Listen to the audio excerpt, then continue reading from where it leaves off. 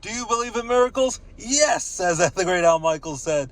Welcome to another edition of the DJ Roscoe Sports Show for this Taco Tuesday. What day is it? February 24th, 2026. Coming palatial Black Trolley. My daughter's at dance class, so I figured I'd jump on to a quick DJ Roscoe Sports Show. We want to quickly recap the thrilling 2 USA Hockey Olympics gold medal wins against our neighbors to the north, Canada. Some people, they're rivals, some people love them.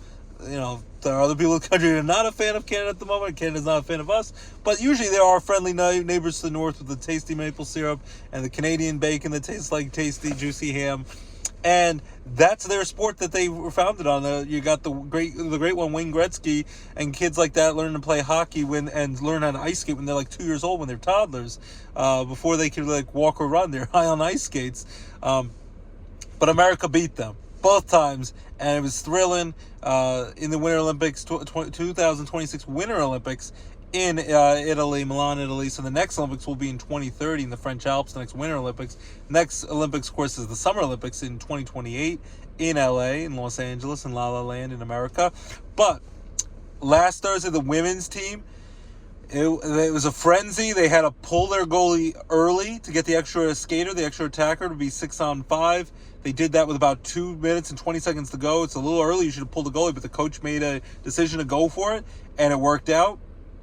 Their star player, Knight, scored the goal, tied it up, one apiece, and then in overtime, what a sick play that was. The player for America went through the lady's legs, deked her out of her skates, and she pretty much fell to the ground. Some people joke she's still in the corner watching the puck go in helplessly, and she scored the goal. What an amazing move she made for the golden goal, as they call it, to win in overtime. The women's team won 2-1. They win their first gold medal for women's USA hockey since 2018, so it had been 8 years. This is the third time they've won it all. So they've got it done. And then the men's team on Sunday, I watched the majority of the game from home, and then they completely flubbed the snow forecast here, thankfully. We had a virtual day anyway yesterday, and they saved us from beautiful, dry, and most wet roads where we were. But in other parts, they got hit with another blizzard. In New York City, they got 2 feet of snow, had traditional snow day. Philadelphia got hit with snow. We went to the movie, see the GOAT movie with my kids. And LJ wanted to see it. It's a basketball movie with different animals, little goat. There's tigers and giraffes and rhinoceros, a Komodo dragon, a lot of funny actors in it. Kind of loosely based on Stephen Curry's story, kind of like a small, undersized kid that no one expects can make it, and he ends up changing the game. And they have the really inspirational quote from the character's late mom in the movie, the goat, the animal character, saying "Dream big" on his sneakers. And he makes it. He makes all these shots. It was a funny kids movie. A lot of cool basketball shots, cool action, good animation. So if you're an adult or a parent and you have to go see a kids movie, some of them are terrible. I know the Hoppers movie's coming out on Disney Pixar. Pixar is usually pretty good. That comes out March 6th. This week it's just going to be Scream 7 and My Scream 500. The first one came out 30 years ago. Can't stand them. And then, of course, we got the new Toy Story 5 coming out, I think, around Father's Day weekend in June. And in the trailer last week, Sheriff Woody now has a bald spot, so everyone's getting older.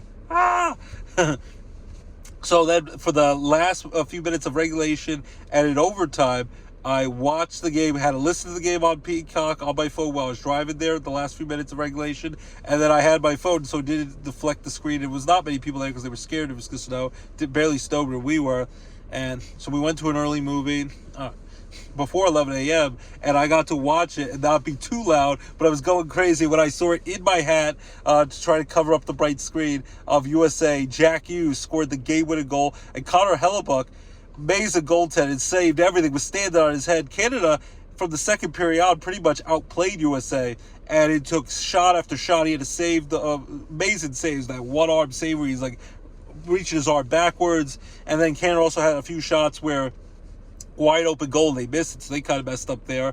And then there was a 5-on-3 power play that they killed USA. So there was 1-0 USA early in the first period.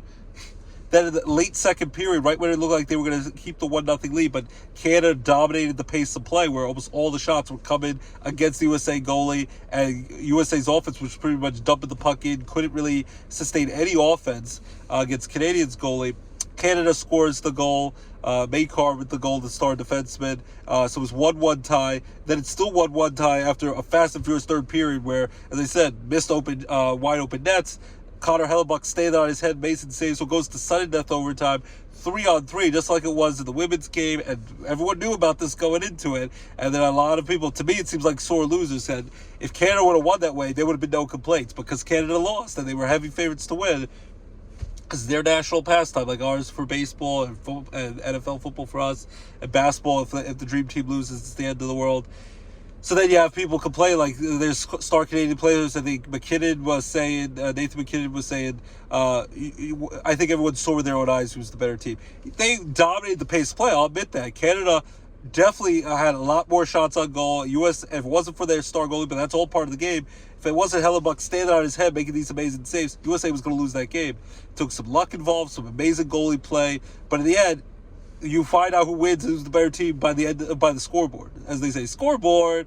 And in this day, even though Canada dominated the pace play, it matters can you get the goal, the puck in the net, and they weren't able to do it as much as USA. And then their coach, I think John Cooper, the longtime coach of Tampa Bay Lightning, winning a couple Stanley Cups, he was complaining, they should never decide a gold medal game on a 3-on-3. Canada, to get to that point, had won some games in this tournament in overtime, coming back, including against Finland in the semifinals, to get to the gold medal game against USA. 3-on-3 hasn't been the whole tournament. It's not like they sprung it up. They're like, we're just going to go 3-on-3 and screw up the whole thing, and you might lose in a fluky way. No, they knew going in it was going to be 3-on-3 if it went to overtime, gold medal or not. So then they complain, that's not fair. To me, it seems like sour grapes, and they're just sore losers. They were whining and complaining about it. Because, again, if Canada would have won on 3-on-3, which a lot of people said they were favored to win if it was a 3-on-3 in overtime because they had the better skilled players, better goal scorers. Connor McDavid was the MVP of the whole tournament. But, again, just like they said, they kind of teased him. He's won MVP Conn Smythe Award for the playoffs, whereas Edmonton Oilers get to a seventh game but lost to the Florida Panthers 2 years in a row. Haven't been able to get over the hump with Stanley Cup. And then this time around, he's the MVP, great tournament in the Olympics, but they couldn't get over the hump and beat USA in the gold medal game. So then in overtime, less than 2 minutes in, he's getting pushed to the corner of the USA player. Hellebuck actually gets credit for the secondary assist on the goal, winning goal, and then he passes it to Jack Hughes, finds gets one between the pipes, and celebration goes crazy. I'm holding in my crazy, even though I'm showing the phone to my son. I'm like, USA won, USA won. They had broken the 46-year drought. Next Olympics, Winter Olympics in 2030, would be the 50th anniversary. It'd still be the 50th anniversary. Would have been 50 years of a drought. That is no more. The 46th anniversary since the Miracle on Ice 1980 team. That no one's going to ever top that, because that's Soviet Union, Russia, when it's Cold War, USA versus Russia. At the time, it was good guys versus bad guys, kind of like Rocky IV with Drago, with Rocky Balboa, Western versus Eastern cultures, cultural clash, communism, capitalism. And then they had all professionals, Soviet Union. They dominated everyone. Dominated them leading up to the Olympics shortly after in a tournament when they crushed the USA team. It was 17-3. I don't know. It was insane. 10-3. They had crushed the NHL All-Stars at Madison Square Garden. Soviet Union was embarrassing everyone. And then no one expected the USA to win that. And then, of course, Al Michaels, as I started the show with, and everyone thinks that was actually the gold medal game. It actually was the semifinal game, but it's the most famous of the games. And it was to the day, 46th anniversary to the day, February 22nd, 1980, February 22nd, 2026. USA finally breaks the 46-year drought for men's USA hockey, wins their third ever gold medal in men's hockey. They won in 1960, where Herb Brooks, the winning coach in 1980, was the final cut from that team, which was devastating. Hurt him to that day, where it was, crushing him. And a lot of people say he rode the players so hard when he finally got the chance to coach after winning all these national titles at University of Minnesota. 1980, well, of course, with Lake Placid, where they shocked the world and beat Soviet Union in the semifinals. And then 2 days later, they actually had to beat Finland to win the gold medal, where I remember, if you watch it on Netflix, a lot of people are flocking to it now. I watched it leading up to the Winter Olympics. They have the 1980 Miracle on Ice documentary on Netflix, and then I watched it as soon as the USA won the gold medal game. I came home from the movies. I watched Miracle on Ice, a great 2004 movie with Kurt Russell, played the late great Herb Brooks, where Herb Brooks actually was a consultant on the movie, but passed away in a tragic car accident a few days after. I think it was his 67th birthday, and and then he was a consultant on the movie, and it even says at the end of the movie he never got to see the movie, but he lived the experience. He lived the Miracle on Ice, and in the documentary, Herb Brooks, they were even saying, a lot of his players and coaches, Craig Patrick and everything said, Herb Brooks said, it's great to beat Soviet Union, but if you didn't win that gold medal game, you would take that to your grave. You would never hear the end of it. It would be nothing. So everyone, of course, it gets more fanfare. The great upset, one of the greatest upsets, if not the greatest upset in sports history, amateur USA college players that the Soviet Union did not take seriously as a real threat. If they play each other 10 times, Soviet Union probably wins 9 of the 10 times, like Herb Brooks said in the movie. But that day, whether they took him for granted or USA was just hungrier and wanted it more, and Russia had come in 4 Olympic Games in a row as gold medalists, USA got it done. And, of course, Al Michaels made the great call. Do you believe in miracles? Yes! And he had barely ever broadcast any hockey games before, but he did that. A famous call that will live on for years and generations to come. And 46 years to the day. Do you believe in miracles? Yes, USA. I know it's not quite the same because it's NHL players. A lot of these guys are star players. But still, they were the underdogs. Canada, even if they did, some players stayed home, like Bedard was not on the team for Canada, it was still almost a David versus Goliath situation. You had the two superpowers in hockey. USA has gotten themselves better and better at hockey, and they can measure up, especially with their NHL players. This is the first time the NHL players got to go when they stopped the season, during the season, no Olympics. They had the Olympics and no All-Star game since 2014, 12 years ago, when the Olympics were in Sochi, Russia, with Alex Ovechkin and everything in hometown Russia. But they had... The last few years, they were not stopping the season, so it was just amateurs again, which was kind of fun to see. But then this time around, it was mano-mano, and this is how it had to be. I know Finland almost knocked them out, Canada out. It wouldn't have felt the same, that gold medal game. USA would have got knocked out. Wouldn't have felt the same if Canada won it. Definitely wouldn't have felt the same if USA beat someone else besides USA in the gold medal game. And Finland almost won that game when they were up 2-0 the semifinals. Canada came back and won in overtime. Some great thrilling games that went to overtime that could have went either way. We wouldn't have got this dream matchup. But in women's hockey, went USA versus Canada. USA won 2-1. And ironically or coincidentally, 2-1 in overtime. Another golden goal. This time with Jack Hughes, who's missing some teeth. Going to go back to play for the New Jersey Devils and be a hero for the rest of his life. Connor Hellebuck, the great goalie of Team USA, going to be a hero for the rest of his life. Everyone who's bashed Austin Matthews with his struggles with the Toronto Maple Leafs in come playoff time, because they haven't gotten it done, but he has great regular seasons. He will be always considered an Olympic champion. And I know there'll be a lot of pressure in 4 years. I'm sure Canada will be coming guns blazing, ready to take down USA. Get revenge in 2030 in the French Alps. But for now, USA, men's and women's hockey, are the gold medal champions over where hockey is number one. They knocked off their rivals from up north, Canada. And all I can say is, USA! USA. My son was chanting with me on the drive home from the movies. USA! USA! I was about to get kicked out of the movie because I was about to chant it out. I was trying to whisper it. And as soon as I got in my car, I was chanting because I was so excited. I couldn't tune out. I got up bright early, 10 o'clock in the morning Eastern time, just after 8 a.m. Even Charles Barkley, even though he was joking, he was probably betting on the game. He's like, you got to get your butt up. He was broadcasting the Knicks' great comeback win at Madison Square Garden against Kevin Durant and the Houston Rockets, down by almost 20 points in the fourth quarter. And he's like, you better get your butt up in a few hours to watch USA hockey finally win their first gold medal in almost 50 years against arch rival Canada at 8 a.m. And I was up, and then even watching at the movies, I was up on Silent, had it on Peacock, and I got to watch it. Congrats to Connor Hellebuck and Jack Hughes with the winning goal, and his brother Quinn Hughes, Jewish Americans. As a fellow Jewish American, I'm super proud of them. Really doing everyone proud in America. And I think it's, as much as people maybe love or hate President Trump, I think it's kind of stupid and not fair to American star athletes to say that they shouldn't take the invitation to go see the president. I would think most likely, if I was ever given that amazing opportunity, even if I don't agree with the politics, I would put that aside, and it's something that maybe it's once in a lifetime you'll never get a chance to do again. I would go to the White House, and I'd want to celebrate and with my teammates, as long as we agreed as a team we're going to do that. It's a once in a lifetime opportunity. It could be. So I think I would put that aside. Like whether you love or not like who the current president is, you got to respect that office and respect that opportunity to celebrate with your friends and your teammates who have become a second family. Sometimes you spend more time with them in practicing games than you do with your own family. So I don't begrudge them at all. The women's hockey team has apparently turned down the invite. What I read today is that Flava Flav, he's going to invite them to Las Vegas to party, and he claims that they've accepted that. So, hey, that's their choice. If as a team, I say majority rules, as a team, if they decide to not go, I can respect it. If they decide to go, I can respect that. No one should hold that against them because you don't agree with the politics. So you got to put that aside.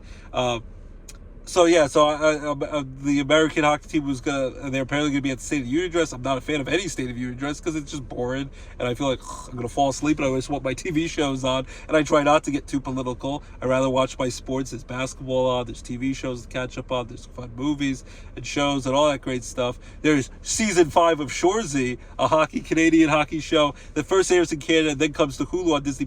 There are only 6 episodes a season, and they just had season 5 come out on Saturday. I stayed up till 1:30 in the morning last night to watch the last 3 episodes, got through all 6 episodes, and now I want more. I'm ready for season 6. That was great. With Shoresy from Letterkenny spinoff. Great show. Highly recommend it. So watch that if you need your hockey fix. Coming off the great Olympics. And even it's just every 4 years, people get into hockey. And I also get into playoff hockey and Baby Pens hockey. They won the other day 4-0. And NHL hockey, I always grew up watching the Rangers, but they finally broke their 54-year Stanley Cup curse. And the Rangers won in 94. That was great. We had a little parade as little kids. And the Penguins, won in back-to-back cups in 2016 and 2017. Unfortunately, Sidney Crosby, who was playing well for Canada, has had a very good season now in his late 30s, along with Letang and Malkin. And Pittsburgh, if the season ended today, with just a couple months ago, we'd be in the playoffs along with the New York Islanders. Rangers have been terrible. Mike Sullivan actually was the head coach of the Team USA, and I actually got to interview him. I have some interview clips I can post when he was coaching the Baby Penguins before the Penguins fired their coach late in December 2015 going into January 2016, and he became the new coach of the Pittsburgh Penguins. I got to interview him because I was covering the Baby Penguins for a couple of years with Times Leader when they still had me do that. That was a dream come true. You could smell the stench, the smell, the sweat in the locker rooms, and it was so smelly. They had the gigantic fans to get the smells out. But I got to interview players and coaches before the game, before practice, after the games, and that was a great experience. I got to interview Mike Sullivan, who is the winning USA coach, which crazy to think that for the men and women's Team USA, they do not give the head coach a gold medal. They just don't do that. Every player gets a gold medal, but the coach doesn't. I think they deserve one, but Mike Sullivan wins it. So Ranger fans all they just got him after he had a great run with the Penguins winning 2 cups, but they struggled down the last few years, and they got rid of him. Rangers, after 1 year, they've traded a lot of their star players like Panarin, and they're like, oh, this team is awful. And Drury's their GM. Everyone's hated on the Rangers, and they're having an awful season. But Mike Sullivan had a great job, great coach. Might one day be a Hall of Famer now, winning a gold medal for Team USA, and winning 2 cups with the Pittsburgh Penguins. So who knows how he'll turn around with the Rangers. But it's sad to see that Crosby wasn't able to play the last couple of games, couldn't play when he got hurt. I think it was a lower body injury. It was a game-time decision. It must have been really hurt because I imagine he would have done everything in his power to play for his native Team Canada against the USA in that gold medal game, but wasn't able to do it. Hopefully makes a speedy recovery to play for the Penguins. And if he's forever young in his early 40s in 4 years, if he could play in France in the 2030 Winter Olympics, it's tough to, if that could happen, that would be great to see. So, long story short, the Olympics were fun, all the action on there.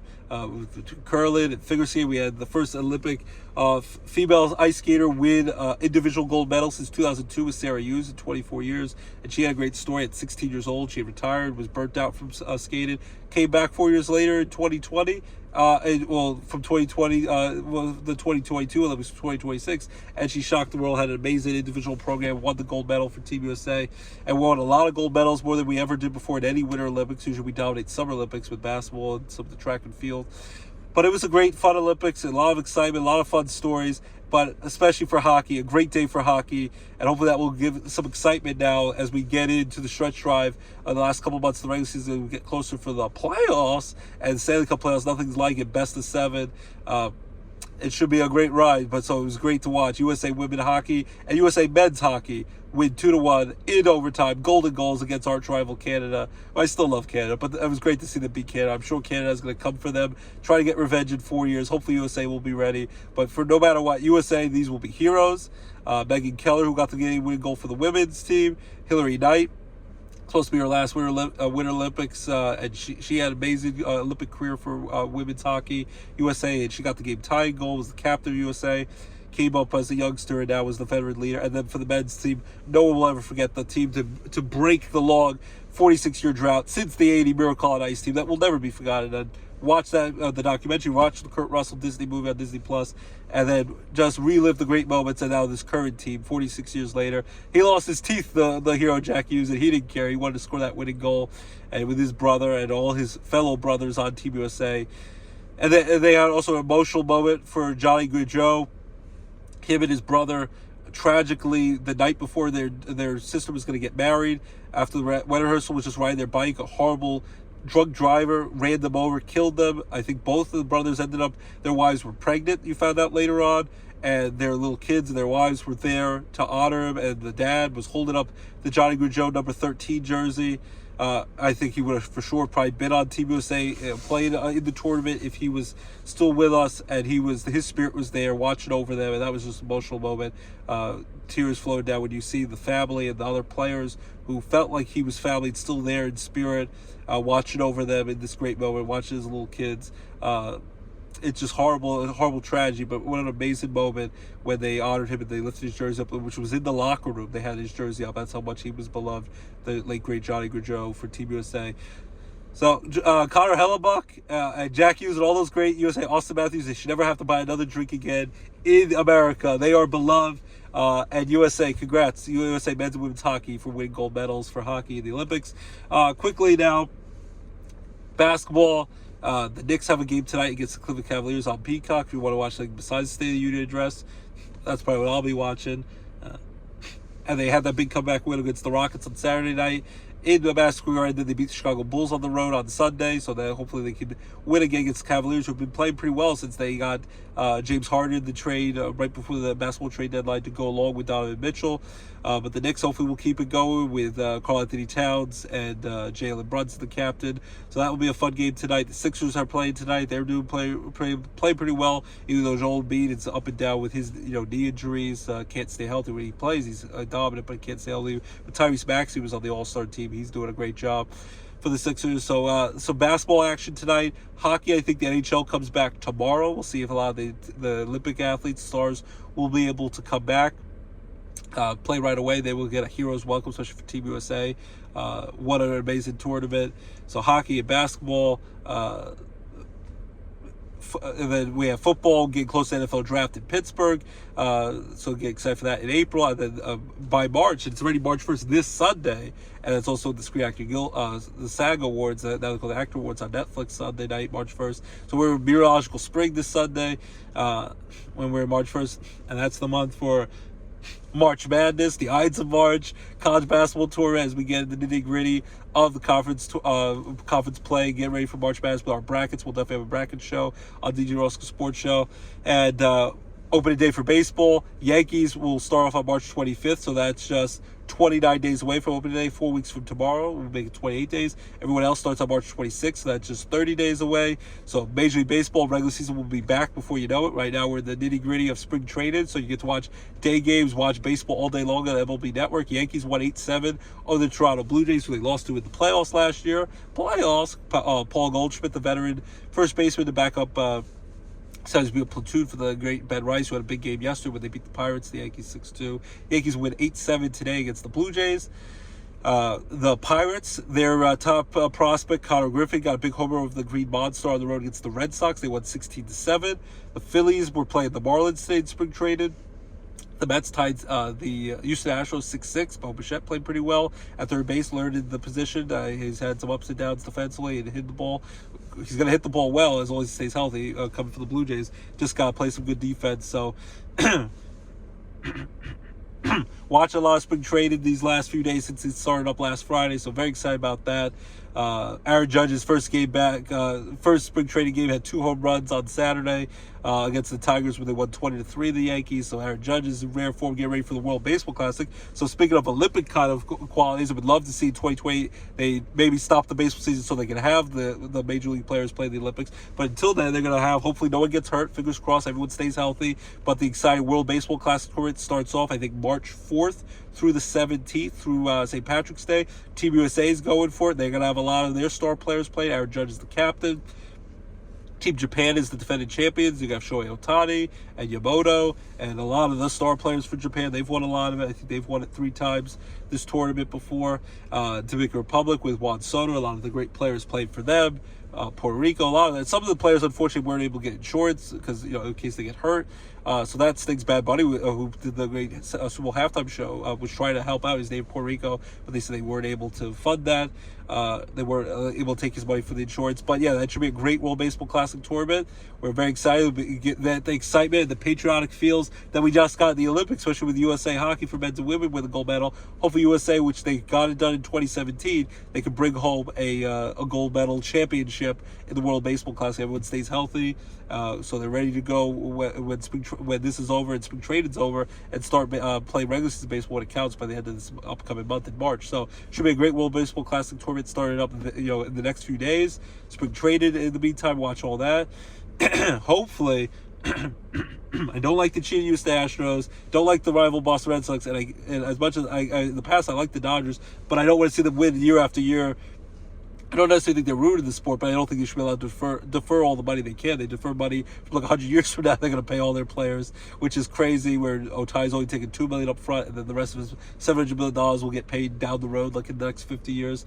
So even Bryce Harper said the other day, we might be going to a labor stoppage when the collective bargaining agreement ends in December. Hopefully, the players don't go on strike like in '94. We go without a World Series and without playoffs. That would be devastating. But after this regular season, we don't know when they'll play again. Maybe they'll play in 2027. But even Bryce Harper predicted we probably will not start on time. They might lose some games.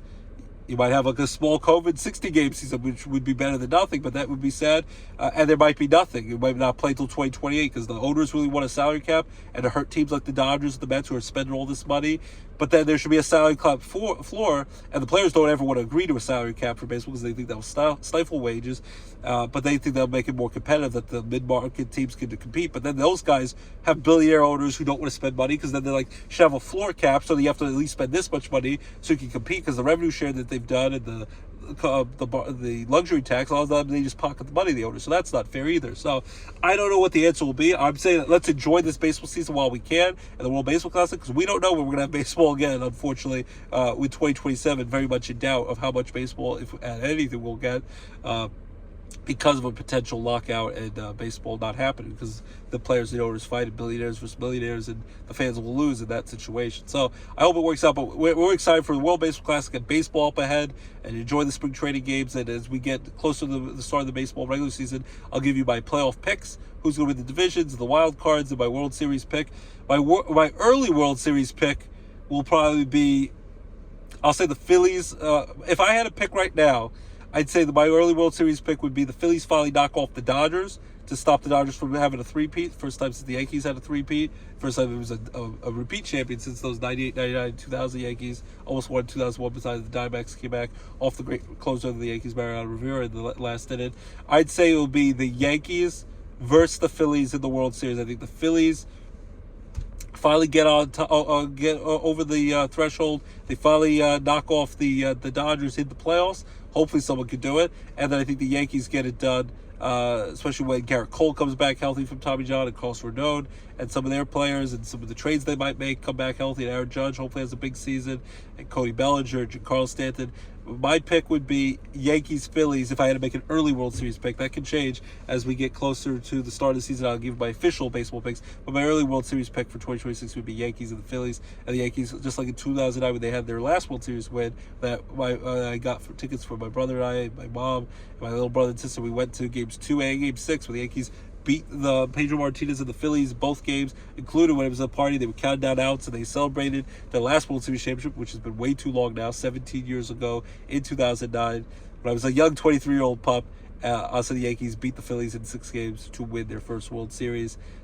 In the Aaron Judge era, and Garrett Cole finally won a World Series, Aaron Boone finally won a World Series, and definitely want to see Aaron Judge and Garrett Cole before their great careers and great Yankee careers are over. Giancarlo Stanton go out with a champion, but hopefully they have at least a few more good years left. But you want to see them win a World Series title because it stinks so far. Dom Alley has never won a World Series, almost won it as a bench coach last year with the Blue Jays. Now might win it with the Phillies because he's now the bench coach with the Phillies with Rob Thompson, and his son, Dom Alley's son, is the GM of the Phillies. So we'll have more predictions of the baseball season as we get closer up ahead. Choice Spring Trade and World Baseball Classic up ahead, and get ready for St. Patrick's Day and all the parades in Wilkes-Barre, Pitts, that include the big one in Scranton coming up soon. March Madness, when we get ready to break down the brackets of the college basketball tournament with the madness of March. We love that.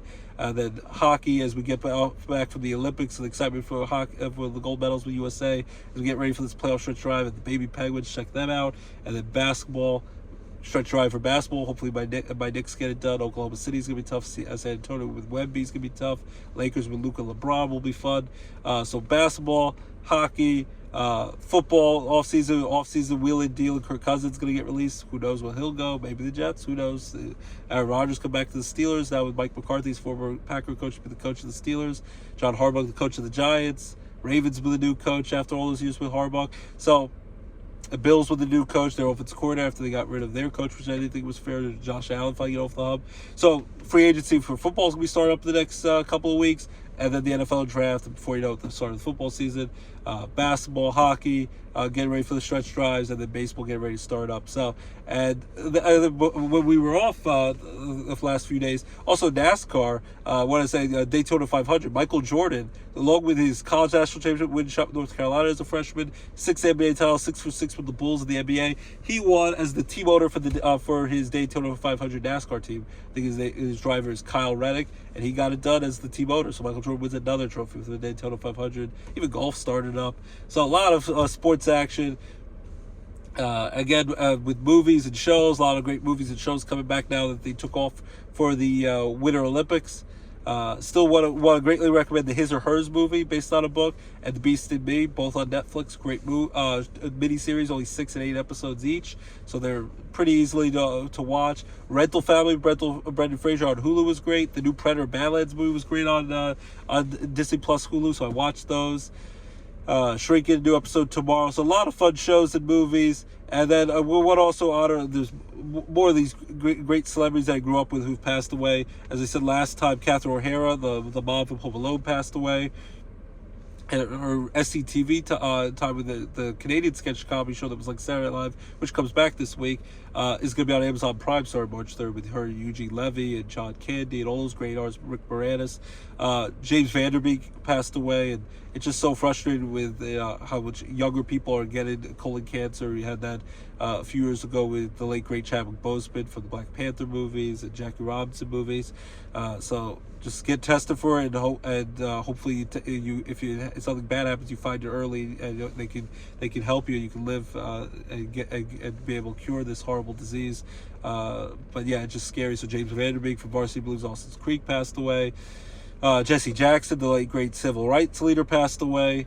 Robert Duvall, 95 years young. My son loves the Kickin' and Screaming movie with Young Sung, the little boy who they called Big Bog in the movie. Robert Duvall's the cranky dad, the rival side coach of Will Ferrell, that movie. But Robert Duvall, great, one of the legendary actors. Apocalypse Now, the first two Godfather movies, all these great movies he did.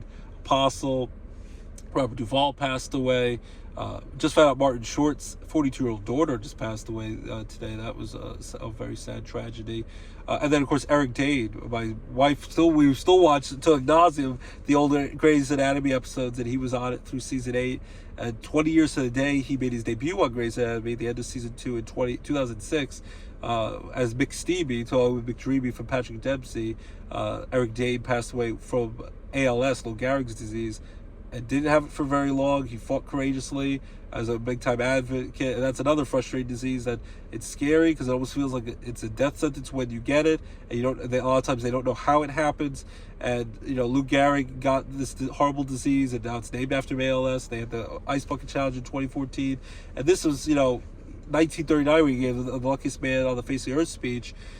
And that's 87 years ago. And he passed away 85 years ago in 1941, a very young man, Lou Gehrig, the late, great, legendary first baseman of the Yankees.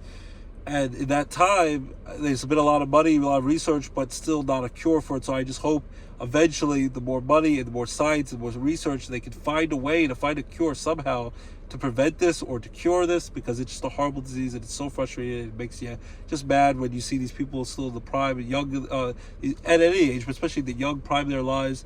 And he was only 53 years old, and Eric Dane from McSteamy, from Grey's Anatomy, was just the bad guy. A couple years ago, the new Bad Boys for Life movie with Martin Lawrence and Will Smith, he passed away with ALS. So that was just, and he's still going to be the new Euphoria season with Sydney Sweeney and Zendaya in HBO. He was able to do the act in that final season. I'm sure they'll tribute that to him, dedicate that to him. He was in a wheelchair doing a lot of his scenes. He was in an episode of Brilliant Minds, played an ALS patient. But yeah, he passed away, and that was another tragic loss. So a lot of, it's tragic no matter who passes away, but there's been a lot of people now in the Hollywood and in famed celebrity status who have passed away, who have, I'm sure, meant a lot to people. And so it's been tragic to see that. So our hearts go out to all the people, and we, just hope for better times to come.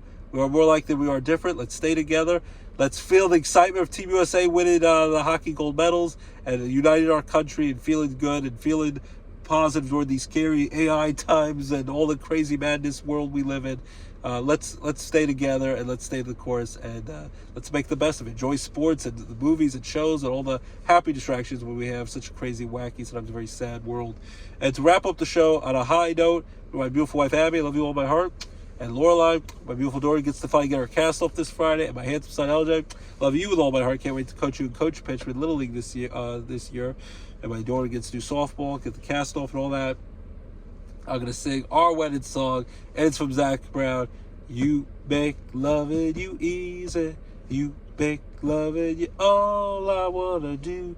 Every little smile and every single touch George Costanza reminds me just how much it makes loving you easy. I'll sing it again, please don't. My wife will say, easy. Love you guys.